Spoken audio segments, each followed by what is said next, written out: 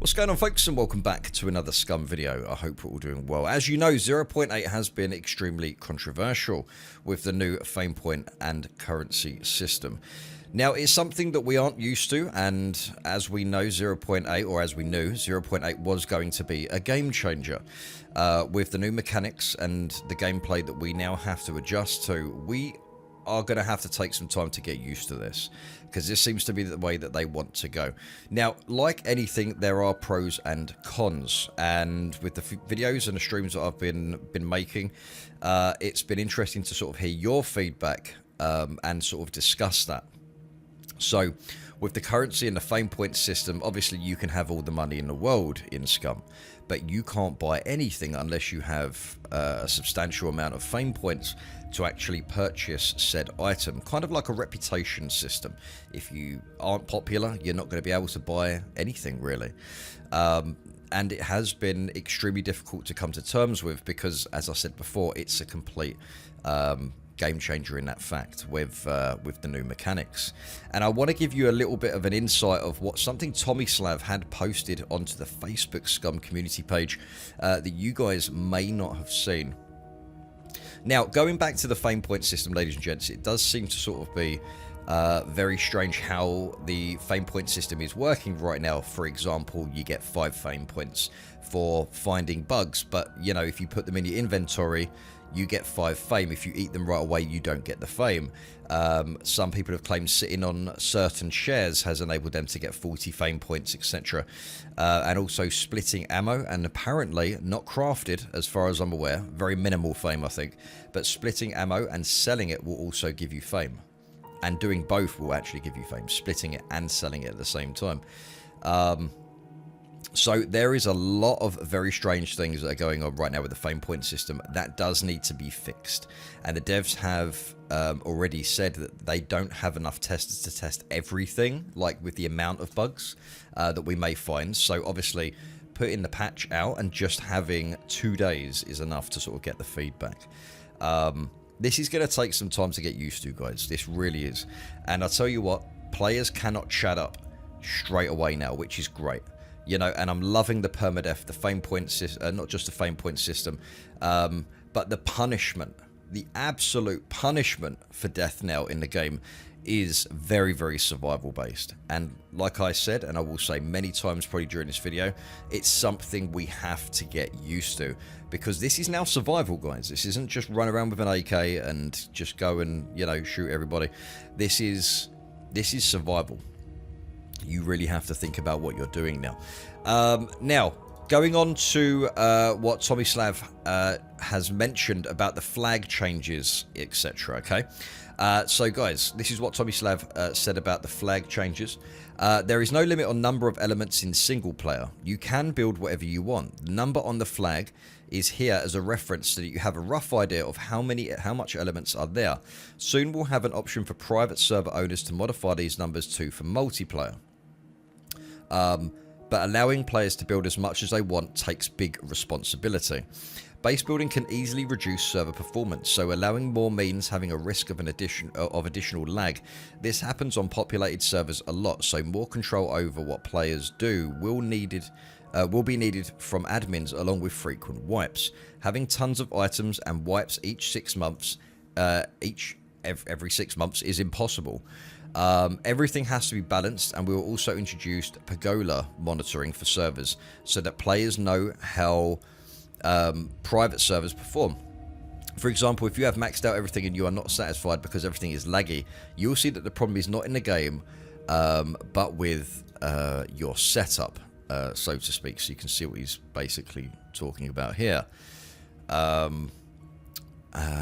The setup that allowed lag to happen. This thing is completely normal. If you want to have a fast car that can go from 0 to 100 in 2.5 seconds, you will not have good miles per gallon ratio or be able to go long distances before refilling. There's some really interesting stuff here. However, if you have a car that has good miles per gallon ratio, you will be able to drive it for much longer before refilling. That's of course if your car works and it's not broken as our cars. So the first reason is optimization. The second reason is scalability. You basically don't need more flags, at least not on vanilla. We will allow private server owners to modify this, but there are no need for more flags in the game except for some events players do. The flag takeover is still possible, but this might change the future too. Again, it will be optional for private servers. Why is that? Most of the raiders come to get loot. They don't want to take the base. So after the raid, we have situations where you have a huge pile of crap left over from raiding, decaying slowly, inflicting the performance without having any use on the level. Previous owners don't have any interest in to build it up or have left completely, and the attackers just don't need it. And we have to deal with exploits like unreachable flags. So the obvious solution is that flags should not be important for raiding. It can be anywhere and should be used to make maintaining the base easier. So what they're basically saying here, guys, is, you know, from what I'm seeing, is it looks like they're probably going to be taking away the actual the flag takeover for bases, which is crazy. Like, I mean, I don't really have an opinion on that. I don't really take anyone else's flag. Like, I've got my own base. I don't care about anyone else's base. But that's just how I play. Instead of protecting the base with protecting a flag, other protection elements should be introduced, like BCU locks or combination locks, along with trigger alarms and notifications to offline players. The idea is that in case of a raid, not everything is taken by overtaking one element. Attackers will have to go through layers of protection to get all the loot instead, so might not end up demotivated after the breach, and you might decide to hang a bit longer in the game and improvise defenses. He goes on to say, obviously you will not be able to place all the loot behind the toughest lock, since attackers will not be motivated to attack you if their chances to get the loot are very slim, but precious items can be protected better. Then we are talking constantly about the advantages big clans have over solos or duos with limiting number of elements. Clans who can build much faster will not be able or be very difficult to make bases that are hard to breach simply because they have thousands of elements. Obviously with each clan member they will get 25 additional elements, but the difference is not that big anymore. Even solo players should be able to get into their bases easier. And the last one here, however, there will be one addition more. You will be able to purchase a building permit from a trader that will allow you to expand your base significantly, but you will have to pay a fee per element. This will force big clans to spend their wealth on the maintenance if they want to have a super secure huge base and dominate everything. It's like in the real world. If you want to live in a mansion, it will be very expensive for you, and if you stop paying, your whole base will start decaying really fast until number of elements is reduced below the allowed threshold. So finally he says, I'm not sure if I have covered everything, but you can clearly see that from the gameplay perspective, this is a huge leap forward. I'm not saying that all people will like it, but that doesn't mean that the system is bad. It just means that people grew attached to how things were and are afraid to get out of their comfort zone. And I completely agree with that. We are well out of our comfort zone right now. We have to get used to the fame point feature. Obviously the vehicles need fixing, and obviously the flag system is going to need fixing as well. Maybe they can implement this in the next patch or something, and just take out the ability to sort of take over a flag or something, and just get these little things done, and then they can focus more on obviously the vehicle situation we currently have in game, and possibly allowing us to actually see the fame points before we purchase something, so we know how much fame we're going to need to buy. So obviously we don't care about the cash because we can see how much cash we need to buy an item. What we can't see is the fame points that we need to purchase an item, which is very difficult to sort of, you know, get to grip, to come to terms with, should I say, just because we can't see it. So it would be handy if we could.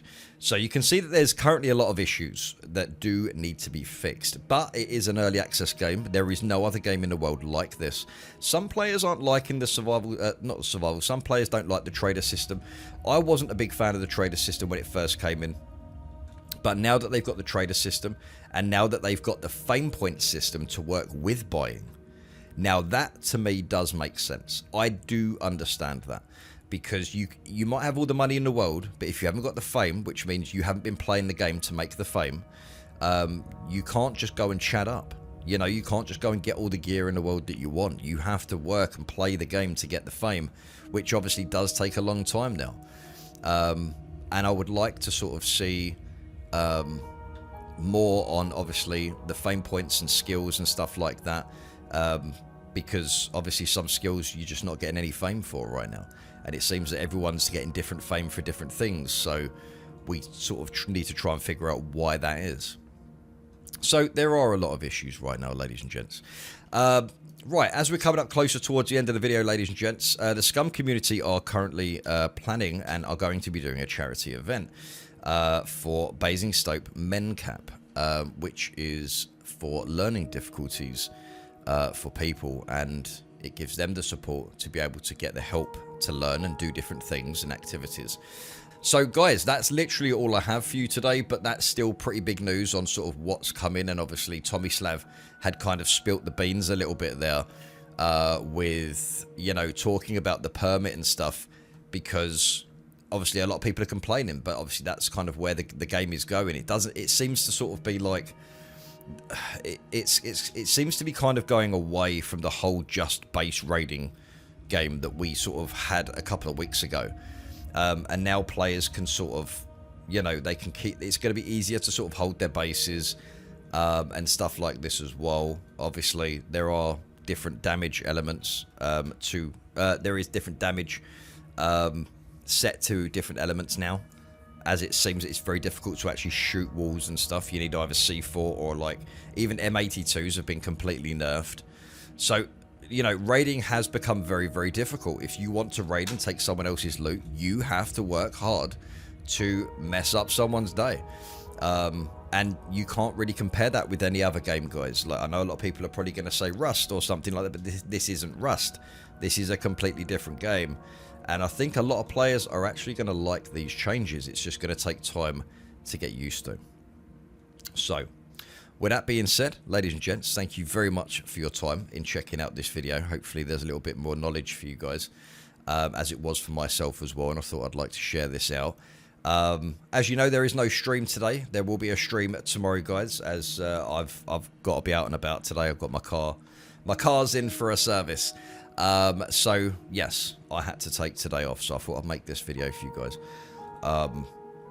So yeah, don't forget to smash like, hit that subscribe. Thank you very much, and congratulations, Army. We've just hit 57,000 subscribers as well, so thank you for that, and appreciate your ongoing support on the channel.